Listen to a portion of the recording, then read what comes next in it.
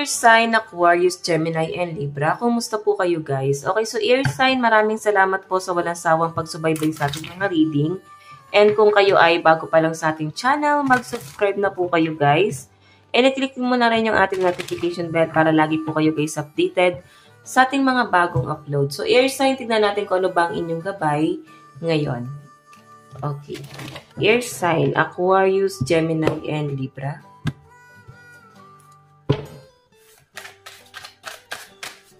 Air sign. So guys, meron tayong Nine of Swords. Medyo stress ka, no? Hindi mo na kaya lokohin yung sarili mo, air sign. Parang hindi ka na nagiging masaya kung nasan ka ngayon. Okay? May nakikita ko dito, air sign, na para bang meron ka na di-discover sa sarili mo na may takot ka rin palang nararamdaman. Para akala mo malakas ka na eh. Pero may mga kinakatakutan ka pa rin dito. Okay, so tignan natin. Meron tayong Two of Cups. I think ito ay patungkol sa relationship. Alam nyo guys, may mga disappointment. Siguro meron kang isang taong tinitignan dito na parang okay yung partnership nyo. Napapaisip ka eh. Okay, so kaya ko nasabing hindi mo na kaya lokohin yung sarili mo kasi may moon. Ang moon kasi guys parang secret. Pwedeng may mga tinatago, may mga nililihim na. Meron po tayong transformation. So guys, may malaking pagbabagong magaganap, no? Lalo na pagdating sa relationship mo sa isang tao. Pwedeng may mababago na. Okay? May nakikita ko dito guys na maaaring may nagpaparealize sa'yo ng mga bagay-bagay kung bakit may mga nababago na rito. Kung naman itong nare-realize mo, I think matagal mong tiniis yung bagay na to bago ka magkaroon ng realization at parang ginugusto mo na magkaroon ng transformation sa buhay mo. Transformation kasi guys, nakikita ko dito, temptation din to eh. So I think merong papasok sa isip mo na natitempt ka sa isang bagay or sa isang tao. Okay, kung ikaw ay may karelasyon na, maaaring natitempt ka sa isang tao kahit in relationship ka na, or pwedeng natitempt yung person mo sa iba. Okay, so tignan pa natin guys.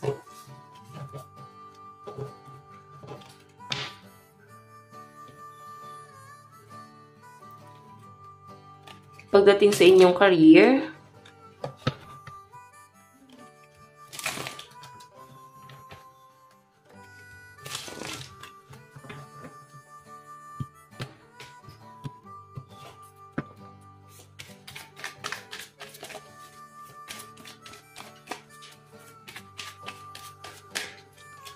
meron tayong shadow work. So, the moon. Iba sa inyo guys, may frustration kayo, lalo na pagdating sa inyong trabaho. Siguro napapagod na kayo. Nakikita mo yung sarili mo na hindi habang buhay nandyan ka lang. Kasi parang pili mo walang mangyayari. Trabaho ka ng trabaho, walang nangyayari. Hindi mo nakukuha yung stability. O pwedeng hindi mo nasisecure yung future mo sa work mo ngayon. Okay? So, meron tayong emotional stability, di ba? Habang nagkakaedad tayo, guys, habang dumadami ang ating responsibilidad, parang lalo ka nape-pressure dito, guys. Ayan, no? Nakikita ko sa inyo, guys, pagdating sa career mo, parang feeling mo wala kang mapapala. Lalo na sa mga empleyado rito. Though marami naman, guys, no? Marami naman dito, may promotion ako nakikita sa inyo. Pero, nandun ka kasi sa point, air sign, na parang hindi ito yung forte mo. Pwedeng tinry mo pero walang nangyari. Hindi ka nag-improve. So, I think may changes ka na gagawin pagdating sa career mo. Okay? Siguro yung iba sa inyo guys, nagpaplano ka mag-business or pwede nagpaplano ka mag-aral ulit. Basta may pagbabago ako nakikita rito guys. Kasi nagiging emotional ka. Kasi parang feeling mo nagiging yung buhay mo nagkakaroon ka ng kakompetensya. So, lalo ka nape-pressure. Okay? Dahil doon sa changes na gusto mo. Tignan pa natin, guys.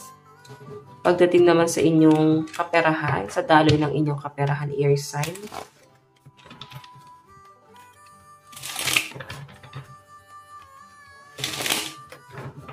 Sa daloy ng kaperahan ng mga air sign.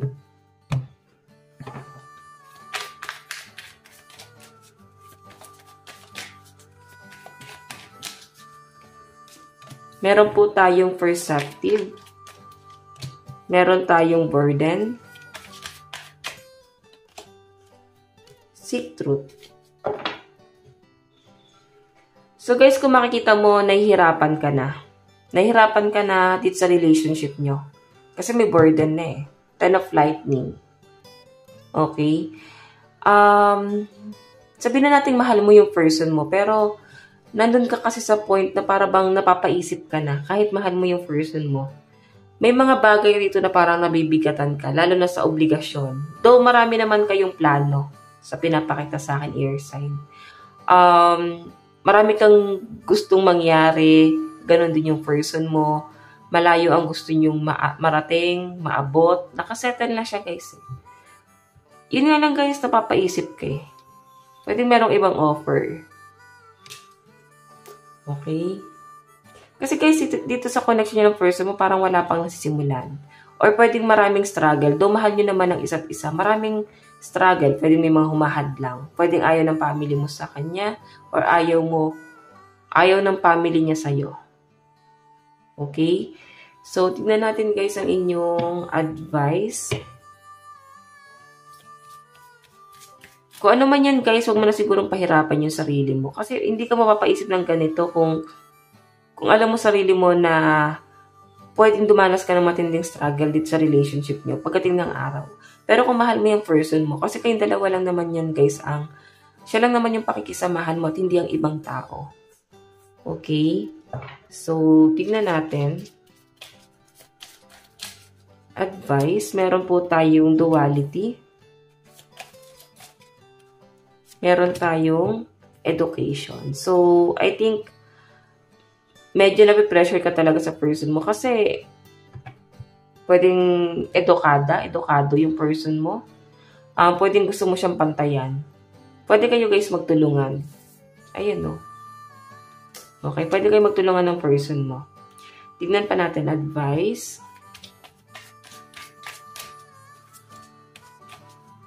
Meron po tayong unleash your kindest self. So guys, kahit magpakabuti ka rito, sa pinapakita sa akin, may conflict pa rin talaga.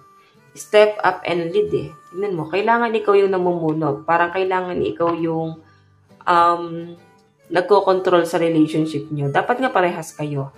Pero sa pinapakita kasi sa akin guys, medyo mahina yung person mo. Kaya parang ikaw tong mas marunong, lalo na sa relationship, ikaw tong mas malawak ang pangunawa. So, ikaw talaga ang control air sign. Okay? Kasi mas maraming struggle sa side mo kaysa sa kanya. So guys, ang lucky number mo is 11 and 12. Nasabi ko na ba? So guys, ito lang naman po ang inyong reading. Hanggang sa muli. God bless and love you all. Thank you.